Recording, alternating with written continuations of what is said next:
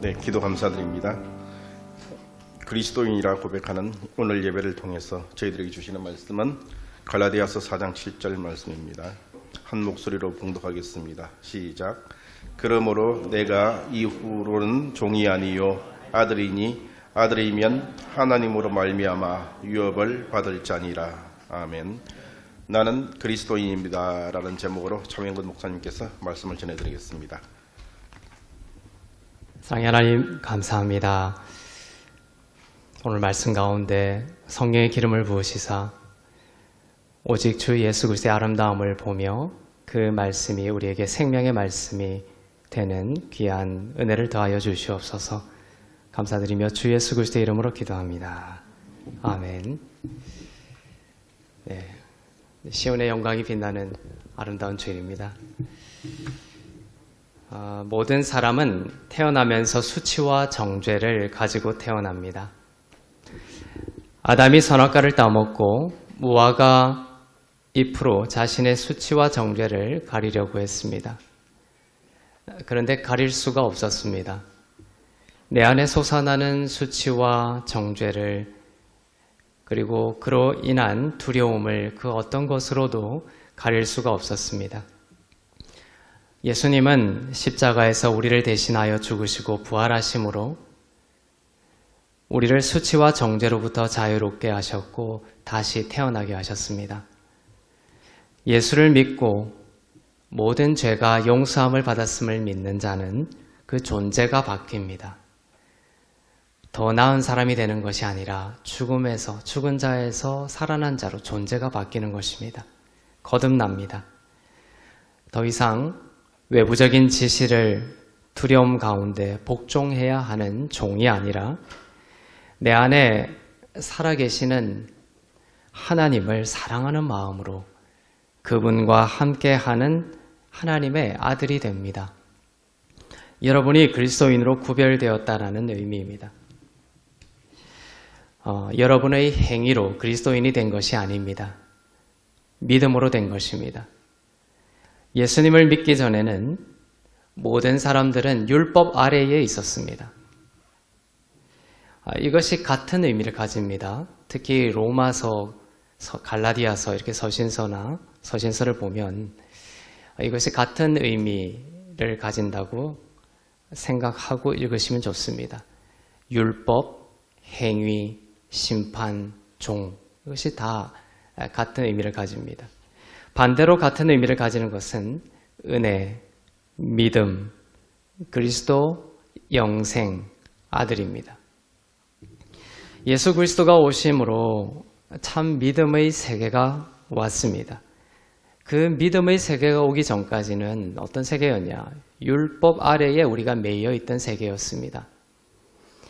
율법은 이것 해라, 저것 하지 마라 계속 행위를 명령하면서 행위로 인간의 수치와 정죄를 우리 안에 있는 그 수치와 정죄를 가릴 수 있을 듯이 지시하지만 그 행위로는 죄의 문제 또 수치와 정죄의 문제를 결코 해결할 수 없습니다.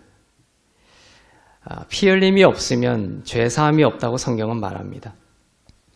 속죄를 위해서 우리 안에 죄가 있고 그로 인해서 수치와 정죄가 있는데 그것을 우리는 행위로 가리려고 했다. 그리고 율법이 옴으로써 그 율법은 우리를 율법 아래 매이게 해서 그 행위를 자꾸만 우리에게 지시함으로써 수치와 정죄를 가릴 수 있듯 얘기했지만 불가능했다는 것입니다. 속죄를 위해 흘려야 하는 피는 죄 없는 피여야 하고 그 피는 하나님이시고 참 인간이신 예수님이 흘리신 피밖에 없습니다. 그 보혈을 믿는 것 외에는 인간의 죄와 수치와 정죄 그 문제를 해결할 수 있는 다른 길은 결코 없습니다. 그러나 예수님을 믿는 자는 믿음으로 말미암아 종에서 벗어나 하나님의 아들이 됩니다. 갈라디아서 3장 23절부터 26절을 보겠습니다. 시작. 믿음이 오기 전에 우리는 율법 아래에 매인 바 되고 계시될 믿음의 때까지 갇혔느니라. 이같이 율법이 우리를 그리스도께로 인도하는 초등교사가 되어 우리로 하여금 믿음으로 말미암아 의롭다함을 얻게 하려 함이라. 믿음이 온 후로는 우리가 초등교사 아래에 있지 아니하도다. 너희가 다 믿음으로 말미암아 그리스도 예수 안에서 하나님의 아들이 되었으니. 믿음으로 가능한 때, 곧 은혜의 때가 오기 전까지 우리는 율법에 매여 있었습니다. 율법이 우리를 그리스도께로 인도하는 초등교사가 되었다, 이렇게 표현하고 있습니다. 율법, 우리가 잘 알고 있는 율법의 대표 주자가 뭡니까? 십계명이죠. 십계명과 그 아래에 613개의 하위 법률이 있습니다. 법이 있습니다. 그 대표적인 것이 십계명이죠. 우리는 율법 아래 매여 있었다. 곧 대표적인 그 십계명이 초등교사 역할을 했습니다. 언제까지? 믿음이 오기 전까지. 여기서 초등교사 역할을 했다는 것은 무슨 뜻입니까? 여기서 초등교사는 로마 시대, 헬라어로 로마 시대의 가디언을 말합니다. 후견인을 말합니다. 나이가 어려서, 아직 나이가 아주 어리기 때문에 후견인을 붙였는데 그것을 여기서 초등교사다, 이렇게 번역하고 있습니다. 이 후견인은 언제 일어나야 하는지, 언제 모임에 가야 하는지, 언제 자야 하는지, 언제 먹어야 하는지, 어떻게 행동해야 되는지, 이 모든 것들을 지시하고 명령하는 역할을 했습니다. 율법이 그 역할을 했다는 것입니다. 이것 하고 저것 하지 말고 하는 식으로 후견인이 지시하는 것을 행하면 죄와 수치와 정죄의 문제를 해결할 수 있듯이 여겨졌지만, 그리스도께로 인도하는 초등교사가 되었다라는 뭐냐 하면은 결국 이것하고 저것 하지 않는 인간의 행위로는 결코 죄와 수치와 정죄의 문제를 해결할 수 없다라는 막다른 절망으로 우리를 인도하는 교사였다는 것입니다. 즉, 해결하기는커녕 인간의 행위로는 심판밖에 남은 것이 없구나라는 것을 알게 하기 위한 후견인, 초등교사였다는 것입니다. 그 막다른 절망의 선자에게 이제 무엇이 해결책으로 등장합니까? 복음이 해결책으로 전해집니다. 예수 그리스도밖에 없구나. 예수님을 믿는 것밖에는 없구나. 그분을 믿고 죄사함을 받고 의롭게 여겨지는 것 외에는 없다는 것을 알고 믿게 됩니다. 율법이 초등교사 역할을 했다는 것을 이제 아시겠죠? 즉, 율법이 어떻다? 이것저것 해서 하고 안 하고 그것으로는 심판밖에 없다라는 것을 깨닫게 하는, 그래서 이제는 참된 해결책은 예수님밖에 없다라는 것을 알게 하는 초등교사였다라는 것입니다.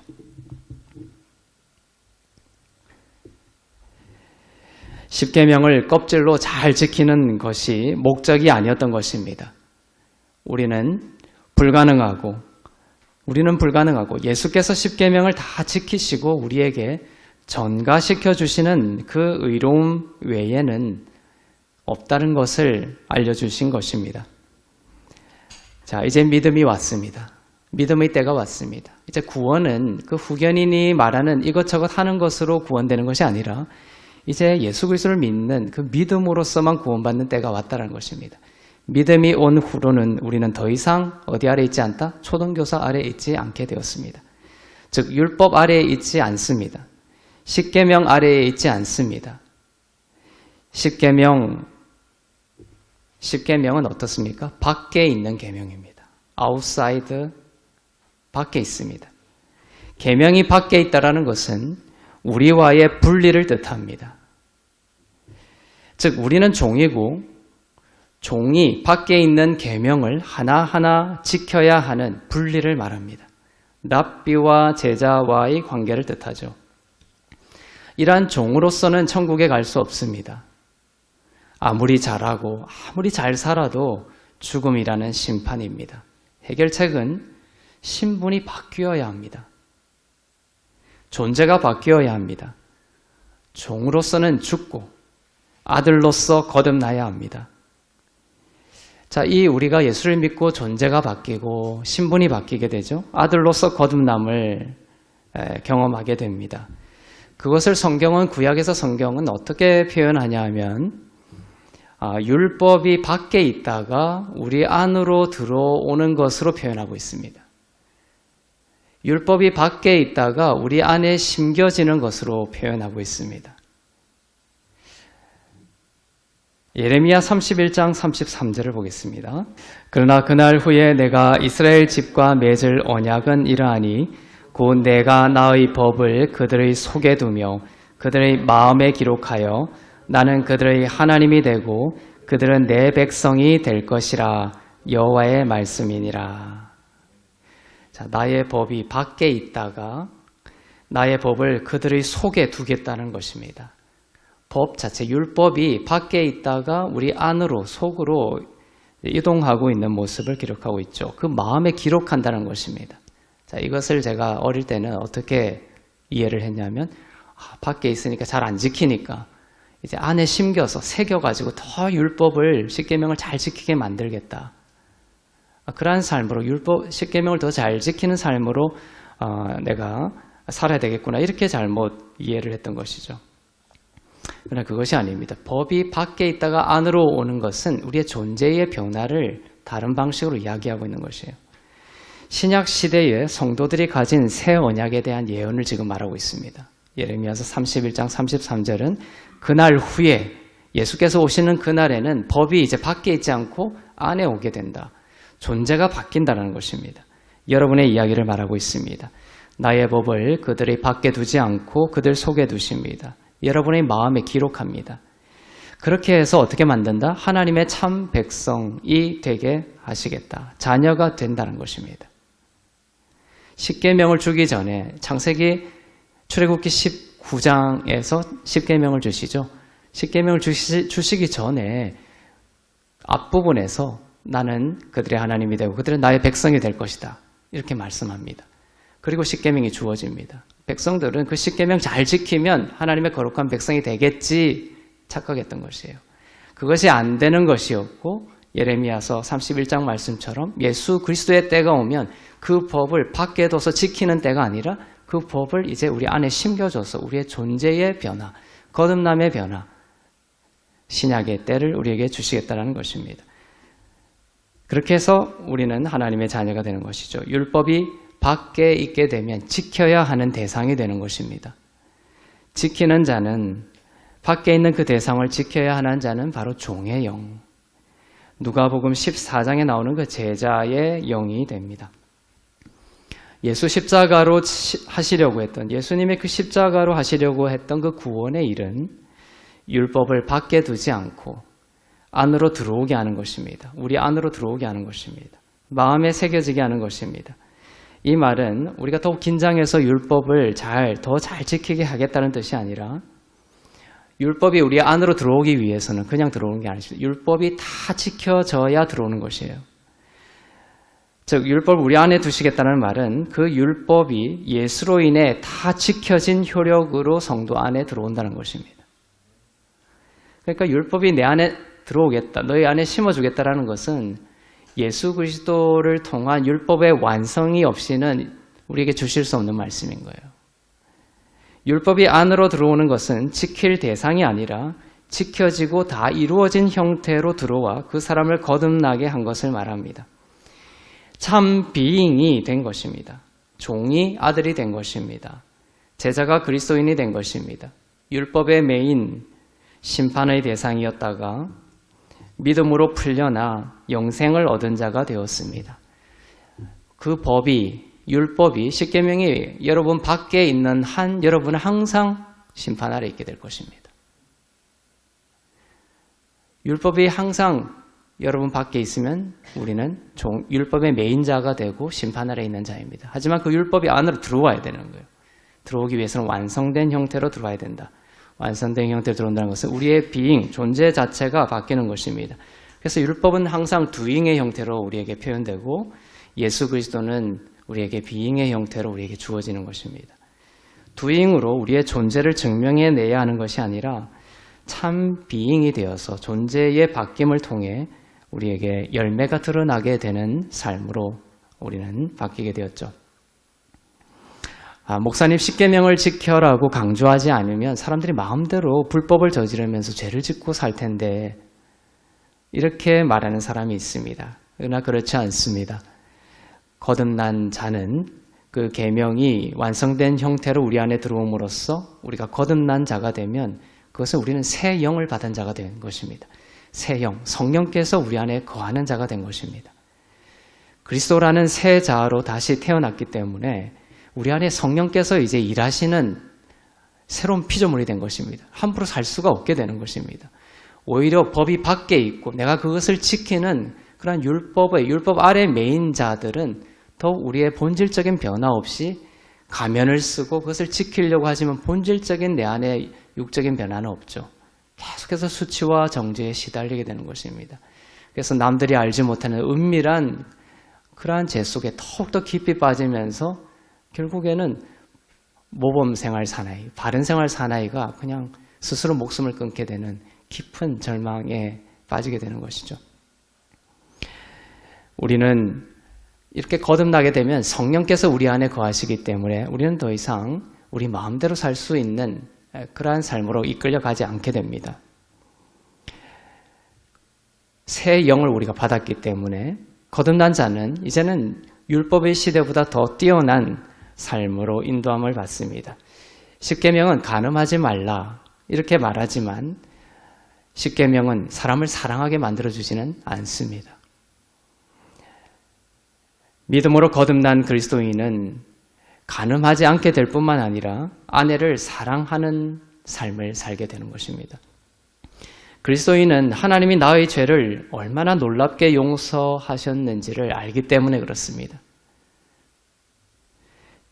십계명을 전부 어겨 죽을 수밖에 없었던 내가 믿음으로 용서받고 의로운 하나님의 자녀가 되었다라는 그 깨달음으로 우리는 계속 돌아가기 때문에 우리가 연약하여 넘어질 때가 있지만 우리는 거듭난 자이기 때문에 우리는 용서받고 하나님의 의로운 자가 되었다라는 그 은혜의 자리, 그 깨달음의 자리로 계속 돌아가게 됩니다.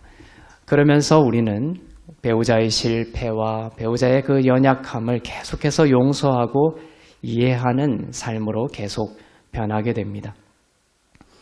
마태복음, 마가복음, 누가복음, 요한복음에 나오는 예수님, 그렇죠? 마태복음 읽을 때 예수님이 나오고 누가, 요한복음 읽을 때도 예수님이 나오시죠? 근데 거기 나오는 사복음서에 나오는 예수님은 은혜 아래 있습니까? 율법 아래 있습니까? 율법 아래 있는 거예요. 갈라디아서 4장 4절을 보겠습니다. 시작. 때가 참에 하나님이 그 아들을 보내사 여자에게서 나게 하시고 율법 아래에 나게 하신 것은, 때가 찼고, 때가 찼다는 것은 예수님의 때를 말합니다. 하나님이 그 아들 예수님을 보내시고 여자에게 나게 하셨고 어디 아래? 율법 아래에 나게 하셨습니다. 그래서 예수님은 율법 아래에 태어나셔서 율법 아래에서 공생애를 하신 거예요. 예수님은 율법 아래에 태어나셨고 성령이 오시기 전까지 구약이었습니다. 그래서 상산수훈에서 하시는 그 설교들은 계속 율법 아래에서 하시는 설교들이에요. 그 산상수훈을 껍질 그대로 먹으면 여러분 죽습니다. 왜냐하면 지킬 수 없는 법이거든요. 마음으로 형제를 미워하기만 해도 너희는 살인한 것이다. 그러니까 우리 모두가 구약으로는 십계명 잘 지키면 내가 의롭다라는 그러한 상황으로 우리나라 살아왔지만 예수님이 오셔서 진짜 율법을 보여준 거예요. 율법 아래에 있다는 것이 무엇이냐. 형제를 미워하기만 해도 너는 살인자야. 그러니까 너희 모두가 살인자야 라는 것을 고발해버린 거예요. 그 산상수훈을 우리가 껍질로 읽으면서 마치 우리가 그것을 우리의 힘으로 지킬 수 있듯이 그 산상수훈을 읽어 내려가면 우리는 참담한 율법 아래에서 율법 아래에서 주님이 말씀하신 텍스트라는 것을 알지 못하고 그것을 껍질로 계속 우리가 받아들이려고 하면 우리는 어떤 복음의 길을 가지 못하게 되는 것이죠. 예수님은 이처럼 율법 아래 태어나셨고 성령이 오시기 전까지는 구약이었다. 예수님의 제자들도 율법 아래에 있었습니다. 예수님의 제자들 중 누구도 구원받지 못했습니다. 율법 아래에서는. 그러니까 제자들이 예수님이 베드로를 부르시죠? 갈릴리에서 나를 따르라. 그때 베드로가 구원받았습니까? 우리는 흔히 그렇게 착각하죠. 베드로가 그때 구원받았구나. 아닙니다. 율법 아래에 있었던 거예요. 12 제자들은 예수님을 따랐고 제자들이었습니다. 제자들이었지만 구원을 받은 것이 아닙니다. 아직 예수님이 십자가에 달려 돌아가시고 부활하시기 전이기 때문에 그렇습니다. 그들은 그리스도인이 아니었습니다. 그저 제자들이었습니다. 제자들은 그럼 언제 성령을 받고 구원을 받았습니까? 12 제자. 물론 가룟 유다는 아닙니다. 그것은 요한복음 19장 20절에서 22절 이 장면이 바로 예수님의 그 제자들이 구원받는 때입니다. 요한복음 19장 20절부터 22절을 보겠습니다. 시작. 이날 곧 안식 후 첫날 저녁에 제자들이 유대인들을 두려워하여 모인 곳에 문들을 닫았더니 예수께서 오사 가운데 서서 이르시되 너희에게 평강이 있을지어다. 이 말씀을 하시고 손과 옆구리를 보이시니 제자들이 주를 보고 기뻐하더라. 예수께서 또 이르시되 너희에게 평강이 있을지어다. 아버지께서 나를 보내신 것 같이 나도 너희를 보내노라. 이 말씀을 하시고 그들을 향하사 숨을 내쉬며 이르시되 성령을 받으라. 이때입니다. 예수님이 부활하시고 제자들에게 나타나셔서 숨을 내쉬고 22절에서 성령을 받으라 했을 때 그들이 of the Spirit, 성령으로 거듭난 때입니다. 사도행전 2장의 오순절에 성령이 내릴 때는 in the Spirit이에요. 성령의 능력을 받는 때입니다. 물론 그때 아직 거듭나지 못한 자들은 그때도 of the Spirit, 성령으로 거듭나는 자가 있었겠죠. 하지만 제자들은 이때 거듭났고 오순절 때는 성령의 능력을 받았던 거예요. 이때 그들은 거듭나 그리스도인이 되었습니다. 그리스도인이 되었지만 그들이 그리스도인으로 불려지게 되고 알려지게 된 것은 바울의 은혜의 복음의 사역 때부터였습니다. 그러나 그들이 거듭나 성령의 기름 부음 받은 그리스도인이 된 것은 바로 이때입니다. 성령으로 거듭났습니다. Born of the Spirit입니다. 사람들이 질문을 합니다. 예수님의 제자였던 가룟 유다는 왜 구원이 취소됐습니까? 자, 이 질문을 많이 합니다. 가룟 유다는 예수님을 따르던 제자였지 않습니까? 그러니까 구원받았다라는 전제를 깔고 가죠. 그런데 가룟 유다가 왜 예수님을 배신하고 자살하고 죽게 되었습니까? 구원에서 멀어지게 되었습니까? 구원이 취소된 거네요? 이렇게 질문을 하죠. 그건 구원이 취소될 수 있는 거네요? 이렇게 질문을 합니다.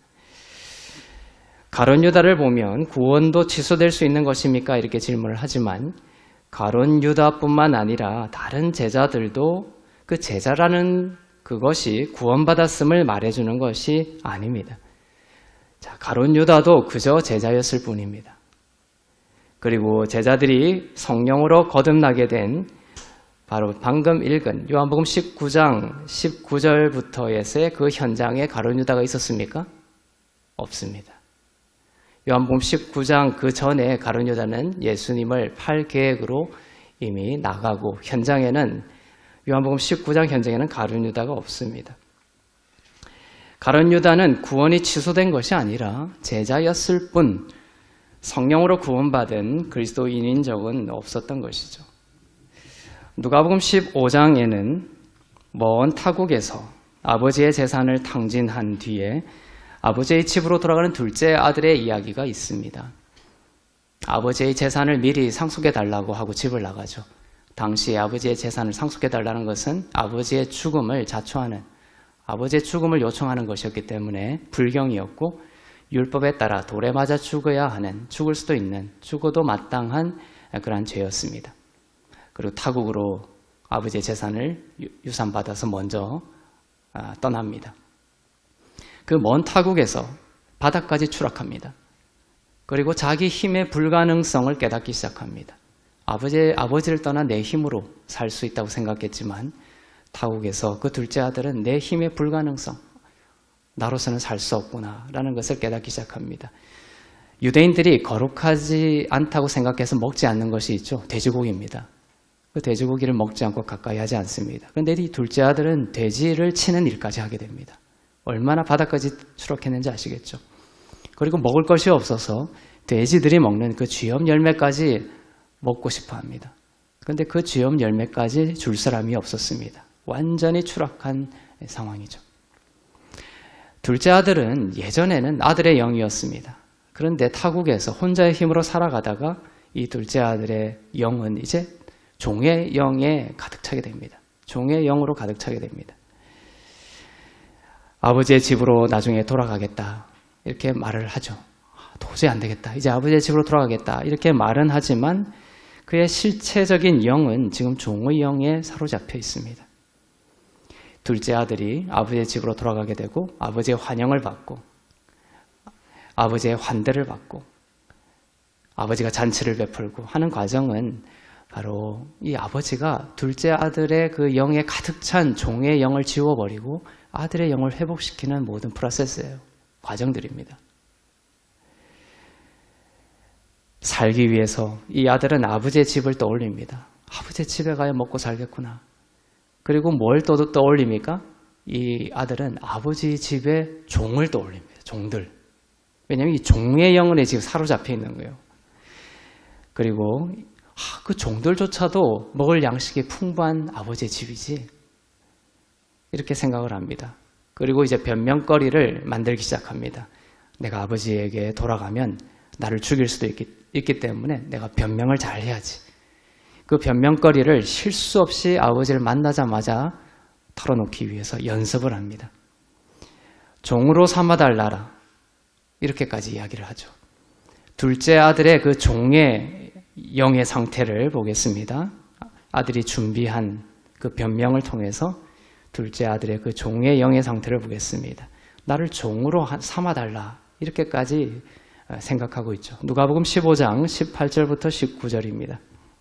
내가 일어나 아버지께 가서 이르기를 아버지 내가 하늘과 아버지께 죄를 지었사오니 지금부터는 아버지의 아들이라 일컬음을 감당하지 못하겠나이다. 나를 품꾼의 하나로 보소서 하리라 하고 이제 아버지의 아들이라 불릴 자격도 없다라고 생각합니다. 우리도 예수를 믿고 거듭났지만 자꾸 낙심하고 실패하고 죄를 또한 짓고 하다 보면 나는 이제 더 이상 아들이 아니구나. 종의 영으로 사로잡히게 되는 순간이 오게 됩니다. 하나님 아버지는 그것을 슬퍼합니다. 왜냐하면 우리는 아무리 연약하여 넘어지더라도 아들이기 때문에 그렇습니다. 우리 스스로 종의 영에 사로잡히고 우리를 그 종의 감옥에 가두는 것은 우리의 자신이죠. 이 둘째 아들이 그렇습니다. 아버지의 아들이라 불릴 자격도 없다라고 생각합니다. 그리고 나를 그냥 당신의 종의 하나로 삼아달라 이렇게 말하려고 준비합니다. 아버지의 집까지 한 달이 걸렸을 수도 있고 오랜 세월이 타국이기 때문에 먼 시간이었을 것입니다. 매일 걸으면서 이것을 실수 없이 내뱉기 위해서 연습을 했습니다. 아버지를 만나면 한 채 실수도 없이 털어놓기 위해서죠. 이제 아버지 집에 도착을 했습니다. 얼마나 오랜 시간이었을까요? 아들이 떠난 지.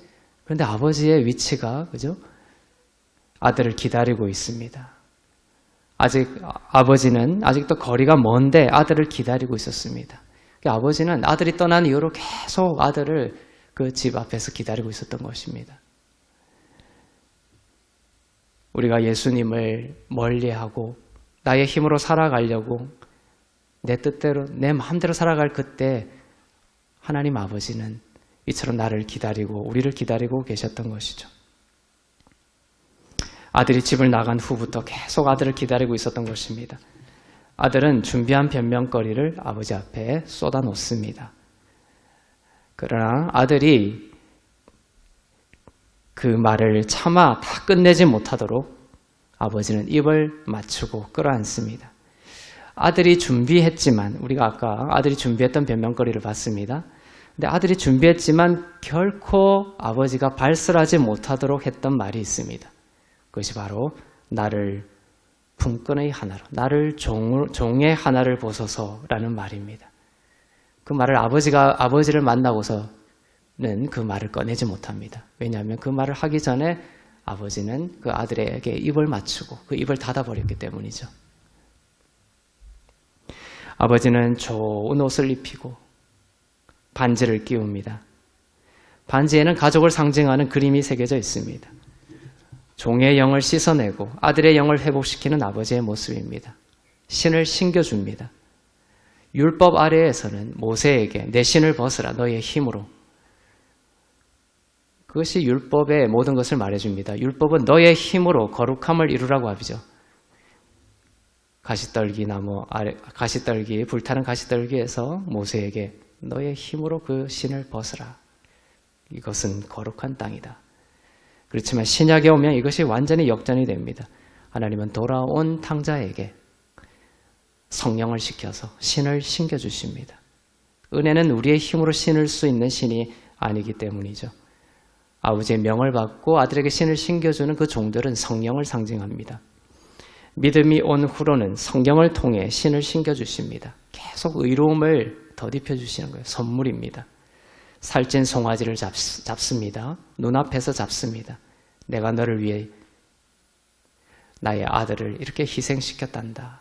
너는 정말 종이 아니라 아들이다라는 것을 보여줍니다. 살찐 송아지는 예수님을 나타냅니다. 우리의 죄를 사하시기 위해, 우리를 아들 만드시기 위해 치르신 예수 그리스도의 핏값입니다. 예수께서 이렇게 값을 치르시고 바로 하나님은 그의 사랑의 마음을 아들에게 완전히 여셨습니다. 음악과 춤이 아버지의 집에 가득했습니다. 기쁨과 축복이 아들 위에 가득했습니다. 여러분이 자녀들이 있습니까? 이러한 영을 가질 수 있도록 만들어줘야 되는 거예요. 종이 아니라 돌아오면 이것 잘못했지 저것 잘못했지 이렇게 지적하는 것이 아니라 그 입을 막고 정말 너는 나의 사랑받는 아들임을 그 아들 자녀들에게 상기시켜주는 축복과 기쁨의 가정이 될 수 있기를 축복합니다. 그리고 아버지의 말입니다. 누가복음 15장 24절입니다. 시작. 이 내 아들은 죽었다가 다시 살아났으며 내가 잃었다가 다시 얻었노라 하니 그들이 즐거워하더라. 여기서 내 아들은 할 때 아들은 헬라어로 후이오스라는 단어입니다. 성경에서 헬라어 후이오스는 장성하고 법적인 권세를 가진 아들을 말합니다. 의로운 아들, 예수 그리스도를 믿고 의로움을 입은 아들을 후이오스라고 표현하고 있습니다. 이 모습을 큰 아들이 보고 분노합니다. 아버지가 이 죄를 짓고, 그죠? 가산을 다 창녀들에게 탕진하고 돌아온 아들을 환대하고 아들로서 받아들이니까 큰 아들은 분노하죠. 큰 아들은 비록 집에 있었지만 큰 아들 역시 종의 아들을 가지고 있었습니다. 아들이었지만 유아였던 것입니다. 그래서 31절에 보면 누가복음 15장 31절에 보면 아버지는 큰 아들에게 장성한 아들이라는 뜻의 후이오스라는 단어를 쓰지 않고 유아라는 뜻의 테크논이라는 단어를 씁니다. 얘야 이렇게 큰 아들을 부르죠. 왜냐하면 이 아들은 계속해서 종의 영을 가지고 있었기 때문에 그렇습니다. 큰 아들의 영을 엿볼 수 있는 구절을 보겠습니다. 누가복음 15장 29절입니다.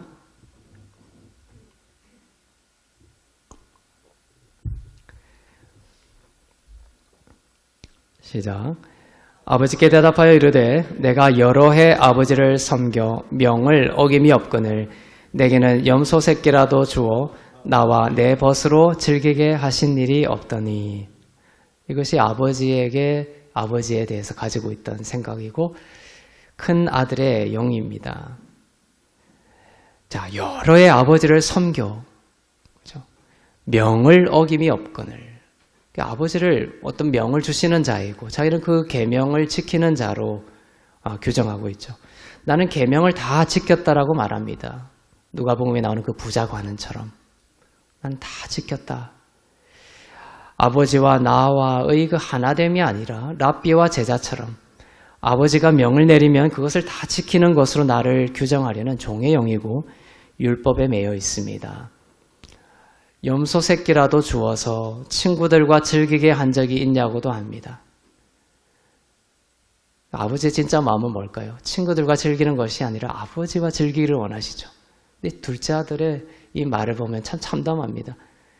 여러 계명을 지켜서 아버지를 섬겼고 염소 새끼라도 하나 주어서 나로 하여금 친구들과 즐기게 한 적이 있느냐? 근데 아버지의 진짜 마음은 친구가 아니라 아버지와 즐기기를 원하시는 마음이죠.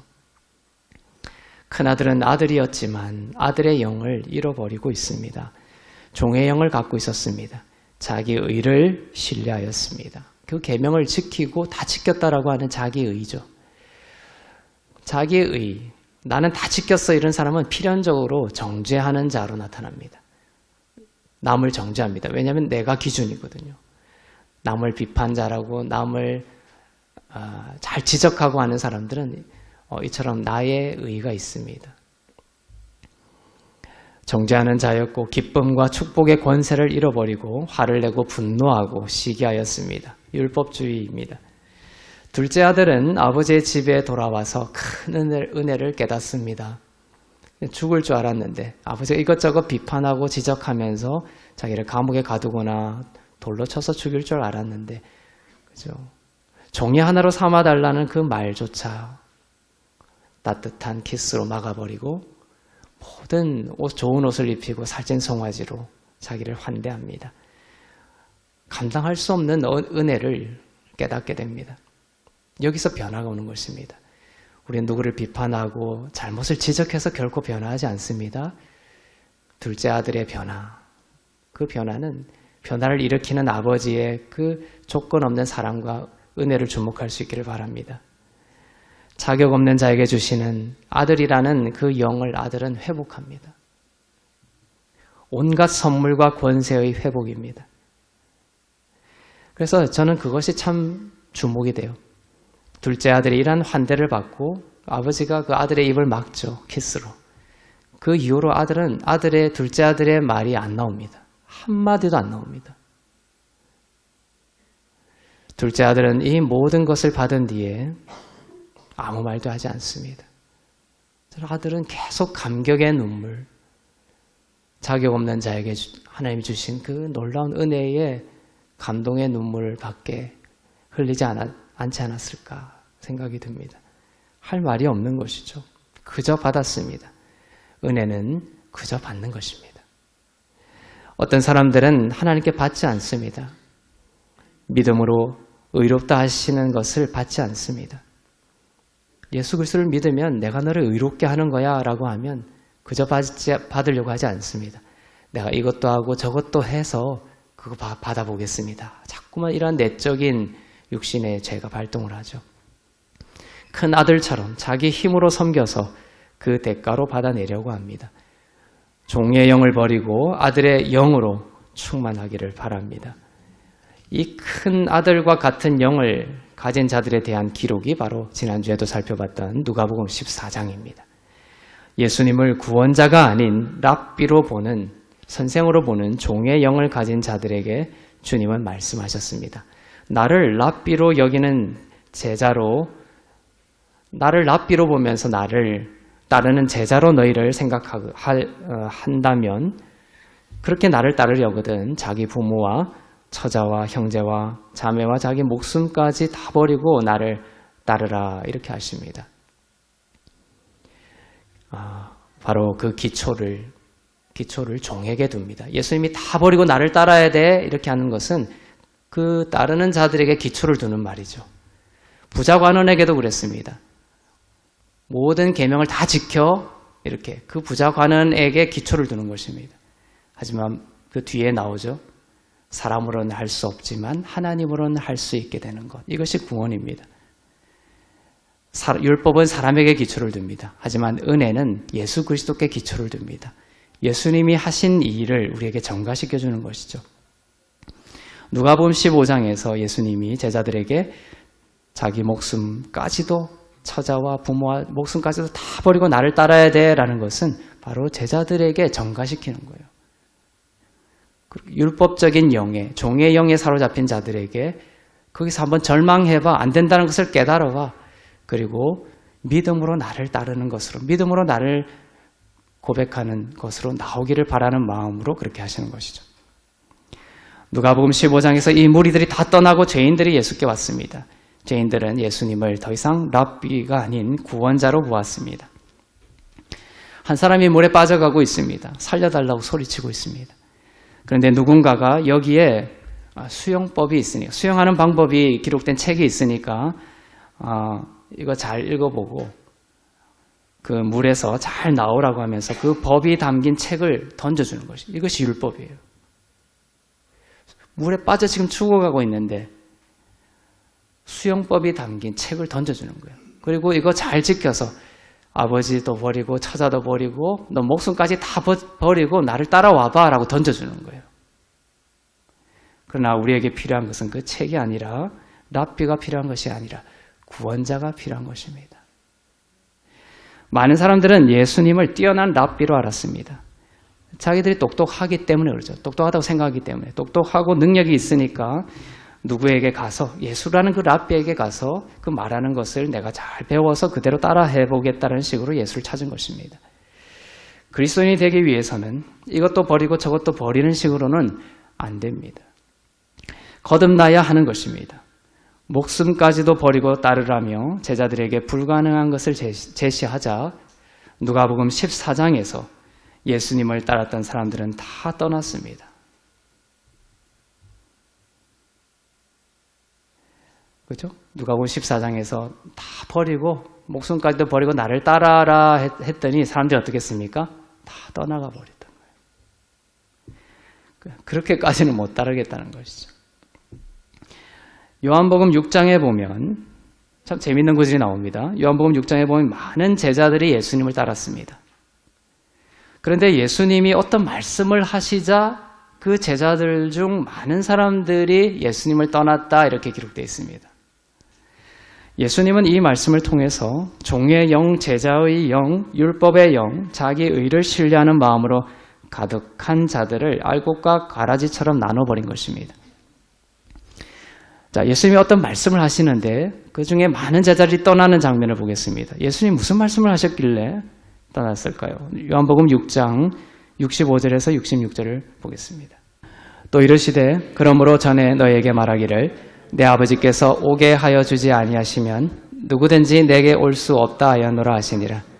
그때부터 그의 제자 중에서 많은 사람이 떠나가고 다시 그와 함께 다니지 아니하더라. 더 이상 예수와 함께 다니지 않는 일이 벌어졌습니다. 제자들이. 예수님이 무슨 말씀을 하셨냐면 내 아버지께서 오게 하여 주시 아니하면 너희들은 내게 올 수 없다. 너희들이 너의 힘으로 온 것이 아니다. 그들은 제자의 의식을 가지고 있었죠. 내가 이것저것 모든 것을 다 버리고 당신 랍비를 따랐어요. 선생을 따라왔어요. 이겁니다. 하지만 거기에 대해서 예수님은 뭐라고 하시냐면 아니다. 아버지께서 내게 오게 하여 주지 아니하시면 누구도 내게 올 수 없다. 온전한 은혜라는 것입니다. 행위 구원을 완전히 무너뜨리는 말씀입니다. 구원하심에 우리가 예수님께 가는 것이 그 구원하심에 인간이 기여할 수 있는 것이 하나도 없다라는 완전한 은혜에 대한 말씀입니다. 여러분이 예수님이 이 자리에 앉아 있고 또 예수님을 믿게 된 것은 결코 하나도 여러분의 능력으로 된 것이 없는 온전한 하나님의 은혜인 줄로 믿습니다. 그것을 말하는 거예요. 그래도 내가 뭔가 했는데 이런 생각을 가지고 있는 사람들은 결국은 은혜의 말씀을 들을 때 결국 떠나가게 되는 거예요. 아무리 예수님이었지만 떠나갔습니다.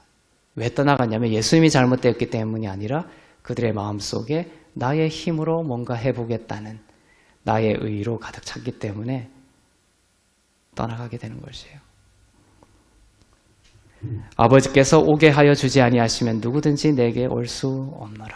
할렐루야. 여러분이 예수님을 믿게 된 그 믿음조차도 아버지께서 부어주신 은혜입니다. 그와 함께 여러분이 숨쉬는 인생과 하나님이 주신 모든 관계와 소유와 상황들이 나로 인한 것이 아닌 은혜의 선물임을 우리는 알아야 합니다. 그것이 주의 이름을 높이는 것입니다. 많은 제자들이 예수님을 떠나갔다고 했죠. 당시 예수님의 제자가 70명 정도 되어 있다고 기록되어 있습니다. 예수님을 따르는 70명 정도의 제자들이 있었습니다. 굳건한 제자들로 보였습니다. 예수님은 그들을 앞서 장들에 보면 둘씩 짝을 보내어서 보내기도 하시죠. 그들은 귀신을 쫓아내기도 하고 질병을 고치기도 했습니다. 그러나 그리스도인이 아니었습니다. 그들은 많은 기적을 베풀었습니다. 그러나 구원받지 않았습니다. 구원받지 않아도 이러한 기적을 베풀 수가 있습니다. 그들의 심령 중심에는 율법과 종의 영이 있었고 그들의 행위로 구원에 기여할 수 있다는 자기 의의가 있었습니다. 그들은 이 둘씩짝을 보내어 기적을 베풀고 귀신을 쫓아낼 때 자기 의로 가득 찼기 때문에 얼마나 더 높아졌겠습니까? 그런데 예수님이 돌아온 그들에게 말합니다. 이것은 너희로 인한 것이 아니라 오직 하나님의 은혜로 인한 것이다. 근데 자존심 상하는 것이죠. 너희의 의는 아무것도 아니야. 아버지가 다 하신 것이야 라고 했을 때 그들은 자기 의의 상처를 입고 떠나버렸습니다. 얼마나 자존심이 상했겠습니까? 이 말씀을 하시고 예수님은 그 70인의 제자들 중에 많은 사람이 떠나게 된 것이에요. 그리고 12제자를 향해서 이제 말씀하십니다. 너희들도 나를 떠나려느냐? 그러나 베드로가 대답합니다. 요한복음 6장 68절을 보겠습니다. 시몬 베드로가 대답하되 주여 영생의 말씀이 주께 있사오니 우리가 누구에게로 가오리까? 그렇죠? 베드로는 예수님을 주님으로 배워갔고 예수님을 구원자로 배워갔고 랍비가 아니라 영생의 말씀이 주께 있다. 영생을 주시는 구원자로 배워갔습니다. 은혜를 배워가는 이런 제자라면 참된 그리스도인으로 살아갈 수 있습니다. 나를 버리는 것으로 제자가 되려고 하는 것이 아니라 주님이 자기를 버리심으로 나를 그리스도인 만드신 그 은혜를 깊이 깨달아 기쁨과 즐거움으로 나를 버리게 되는 열매의 영성으로 나아가게 됩니다. 자, 이것을 잘 알아야 됩니다. 무엇을 버리고 나를 따르라. 이것은 껍질이죠. 그 껍질을 먼저 주셔서 불가능성을 깨닫게 하십니다.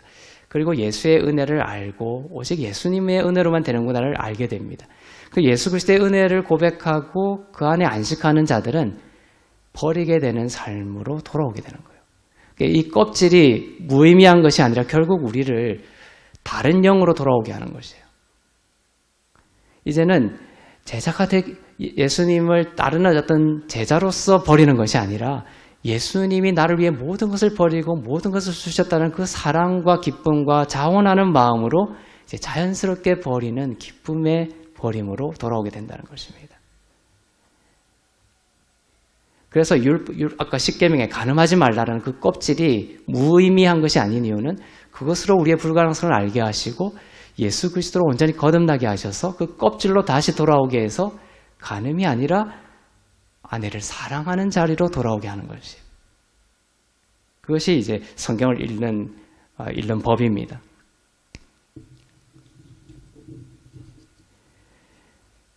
나를 버리는 것으로 제자가 되려고 하는 것이 아니라 이렇게 기쁨의 영으로 이제 열매를 맺게 되는 영성으로 돌아오게 되는 것이죠. 자기 소유의 절반을 나눠주고 속여 빼앗은 것은 4배를 갚는 열매를 맺었던 삭개오처럼 말입니다. 삭개오가 예수님을 만나고 내가 오늘 밤 너와 유하여야 하겠다. 예수님과 만난 뒤에 이처럼 자기의 모든 것을 내어주게 되는, 버리게 되는 자연스러운 열매의 삶으로 바뀌게 되는 이유는 바로 예수님 때문이었던 것입니다. 예수님을 판 가룟 유다는 이에 반해서 베드로와 달리 예수님을 랍비로 바라보는 제자였고 그러한 제자는 구원에 이르지 못하고 결국 예수님을 떠나게 됩니다. 자, 가룟 유다가 참 아까 구원의 자리에도 없었죠. 그리고 결국은 예수님을 팔고 떠나가게 됩니다. 그 가룟 유다의 영을 보겠습니다. 마지막으로 그 가룟 유다가 예수님을 어떻게 부르는지를 보겠습니다. 마태복음 26장 25절 시작. 예수를 파는 유다가 대답하여 이르되 랍비여 나는 아니지요. 대답하시되 내가 말하였도다 하시니라. 너희 중에 한 사람이 나를 팔 것이다 했을 때 예수를 파는 유다가 이렇게 대답합니다. 랍비요. 은혜의 예수님을 나의 구원자로 바라보며 일평생 예수 그리스도를 알아가고 예수님의 은혜를 배우며 예수 그리스도의 생명을 가진 그리스도인으로서 성령의 열매를 맺게 되는 축복이 여러분 가운데 충만하기를 축복하겠습니다. 기도하겠습니다.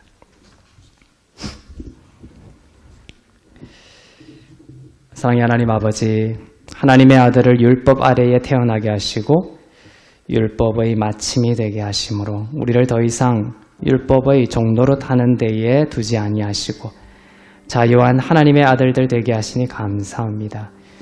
예수님의 십자가의 사랑으로 우리를 거듭나게 하시고 성령의 기름 부으심으로 구별된 그리스도인 되게 하시니 감사합니다. 예수님을 랍비로 바라보는 나의 의를 내려놓게 하시고 인간의 불가능 가운데 은혜의 주님으로 오신 예수 그리스도를 나의 구원자로 바라보는 아들의 영으로 충만하게 하옵소서. 나는 그리스도 안에 있으며 그리스도인입니다. 그리스도 안에서 의로운 자이며 유업을 받을 자입니다. 더 이상 죄의 종노릇 하지 않게 하시고 부정적인 생각에 종노릇 하지 않게 하시고 여호와가 나의 목자이시니 내게 부족함이 없는 부요한 아들의 영으로 살아가게 하옵소서. 사랑의 주님, 이제 성찬에 참여하며 예수님의 몸과 피에 참여합니다. 떡을 받을 때에 주님의 찢기신 몸을 먹습니다. 주께서 찢기심으로 우리가 낫게 되었음을 믿습니다. 잔을 받을 때에 주님의 흘리신 피를 마십니다. 그 피로 우리의 모든 죄가 용서함 받고 의로운 하나님의 자녀가 되는 새 언약이 성취되었음을 믿게 하옵소서. 주의 몸과 피에 참여하며 자격 없는 자를 향한 주님의 높고 위대하신 조건 없는 사랑을 더욱 알게 하옵소서. 감사드리며 우리 주 예수 그리스도의 이름으로 기도합니다. 아멘. 네, 이제 성찬에 참여하도록 하겠습니다. 보혈을 지나 하나님 품으로 네, 주는 그리스도시요 살아계신 하나님의 아들이십니다. 고백하시면서 받겠습니다.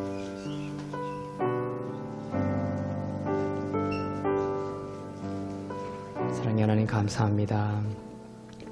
성찬을 통해 베푸신 하나님의 놀라운 은혜를 감사하며 주님 앞에 우리의 삶을 드립니다. 나의 삶에 좌정하여 주시고 나의 삶의 주인이 되어 주시며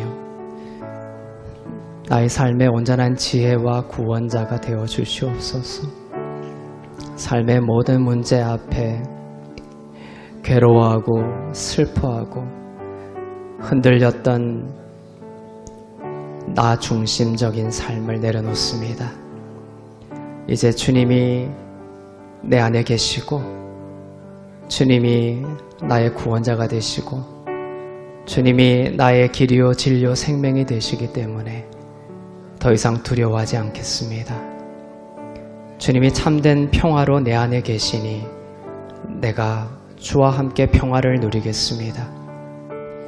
세상의 어떤 가치관으로 나를 두렵게 하고 나를 흔들려고 하는 세상의 모든 헛된 것들 두려워하지 않게 해주시고 주님 한 분만으로 만족하며 주님이 나의 모든 삶을 책임지시며 주님이 나의 삶의 참된 길임을 믿으며 나아갈 때에 더 이상 요동하지 아니하고 두려워하지 아니하고 기쁨과 평안으로 주님이 부르신 자리에 감격과 감동과 기쁨과 찬양으로 서는 하나님의 귀한 그리스도인 되게 하여 주시옵소서. 우리를 기름 부으시고 성령의 능력과 권세로 덧입혀 주시니 감사합니다. 나의 힘과 능력으로 살지 않게 하여 주시고 성령의 기름을 부어 주셔서 넘치는 주의 은혜와 사랑과 성령의 능력과 지혜로 이 땅을 살아갈 수 있도록 인도하여 주시옵소서. 사랑의 하나님 감사합니다. 우리를 위해 찢기신 주님의 몸에 감사드립니다. 우리를 위해 흘리신 보배로운 주님의 피에 감사드립니다. 주님의 몸과 피에 참여한 주님의 자녀들 가운데 역사하사 주의 사랑으로 가득하게 하시고 모든 질병과 어둠과 죽음에서 구원하여 주시고 진리의 말씀 안에서 그리스도인으로서 주님의 그 사랑과 은혜와 또 그 죄사함과 의롭게 하심의 넓이와 폭과 깊이를 깊이 깨달으며 주와 함께 동행하며 그리스도를 닮아가는 귀한 그리스도인 되게 하여 주시옵소서. 전쟁에 있는 모든 땅에 그 총과 칼을 내려놓게 하여 주시고 모든 재난의 이 땅에 평화를 주시며 질병으로 고통받고 있는 환우들 찾아가 주셔서 진리의 말씀과 보혈의 능력으로 이렇게 세워주시고 모든 것이 은혜임을 고백하며 드린 예물 위에 기름 부으사 쓰이는 곳마다 교회가 세워지고 하나님의 나라가 온전히 임하게 하옵소서. 이제는 우리 주 예수 그리스도의 은혜와 하나님 아버지의 사랑과 성령님의 위로교통 새롭게 하심의 역사가 아들의 영으로 충만한 그리스도인으로 살아가기를 소망하며 오직 예수 그리스도만을 바라보는 주 안에서 의롭고 흠없고 거룩한 교회 위에 선교사님들 위에 나라와 민족들 위에 이제부터 영원토록 충만하시기를 간절히 축원하옵나이다. 아멘.